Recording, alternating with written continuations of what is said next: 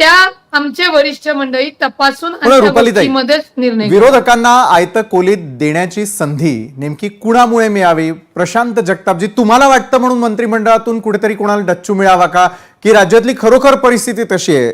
जाणून घेऊया जनतेला. कारण विरोधकांना काय वाटतं त्यावरती सरकार चालत नाही, किंवा सरकारला काय वाटतं यावरती विरोधक करत नाही. मात्र ज्या मतदारांनी आपल्याला निवडून दिलेलं आहे त्यांना तरी उत्तर देण्याची जबाबदारी आज या सर्व निवडून आलेल्या लोकप्रतिनिधींची झालेली आहे, असं नाही का वाटत? प्रशांत जगताप, मुळात विषय असा आहे की संजय शिरसाटांना त्यांच्या बेडवर नोटा मोजायला आम्ही काही सांगितलेलं नव्हतं, किंवा माणिकराव कोकाटे आज मागच्या 8 महिन्यामध्ये जेव्हापासून माननीय देवेंद्र फडणवीसांनी मुख्यमंत्री पदाची शपथ घेतली त्या दिवसापासून मागचे 8 महिने या राज्यातल्या 9 शेतकऱ्यांनी रोज आत्महत्या केलेल्या आहेत. अशा परिस्थितीमध्ये जो मंत्री, कृषी खात्याचा मंत्री जर रमी खेळताना सापडेल आणि ते सभागृहात माणिकराव कोकाटे त्यांच्या घरी जाऊन बेडरूम मध्ये नाही का त्या ठिकाणी रमी खेळत असेल तर आम्हाला त्याच्यामध्ये काही ना असण्याचं काही कारण नाही, किंवा इतर आणखी कुठला जोगारी खेळत असेल त्या संदर्भात पण आमची काही ना असण्याचं काही कारण नाही. पण मुळात विषय असा आहे की ज्या सभागृहामध्ये रोज नका चर्चा चालू आहे की 9 शेतकरी रोज नका राज्यामध्ये आत्महत्या करतायत, तिथं माणिकराव अशा प्रकारचा उद्योग करतायत. विरोधक बरोबर. प्रशांतजी, तुम्ही जो मुद्दा उपस्थित केलेला आहे यावरती उत्तर देत आहेत रुपाली ठोंबरे पाटील. अजितजी, मी आपल्याकडे येणार आहे, मला लक्षात आहे.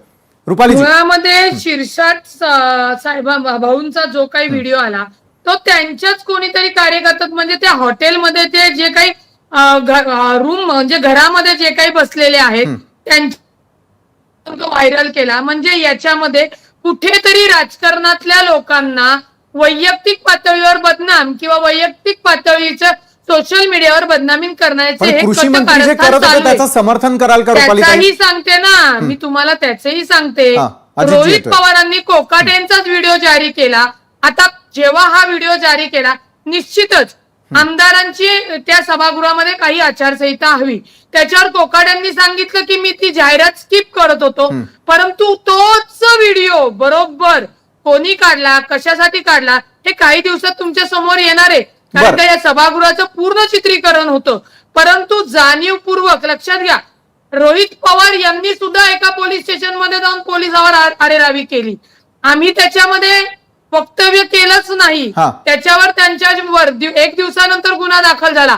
परंतु तो विषय कशा पद्धतीने डायव्हर्ट करायचा किंवा काय करायचं, जसं विरोधक सत्ताधाऱ्यांना बोलतात ना, तर मी त्याच्या पलीकडे जाऊन बोलेल की विरोधक फक्त सत्ताधाऱ्यांना कचाटात आणण्यासाठी आणि कुठे सापडतात, कुठे वैयक्तिक त्यांची बदनामी होईल का, निश्चित रुपाली, मला तुमचा मुद्दा लक्षात आला. अजितजी, मी आपल्याकडे येतो. अजितजी, सत्ताधारी विरोधक काय करतायत त्यापेक्षा जनतेला नेमकं काय हवंय याचा लोकप्रतिनिधी कधी विचार करतील? काही आचारसंहिता असतात, आपण सार्वजनिक जीवनामध्ये वावरत असताना आपल्या देखील काही जबाबदाऱ्या असतात. त्या जबाबदाऱ्यांचं भान राज्यातील सरकार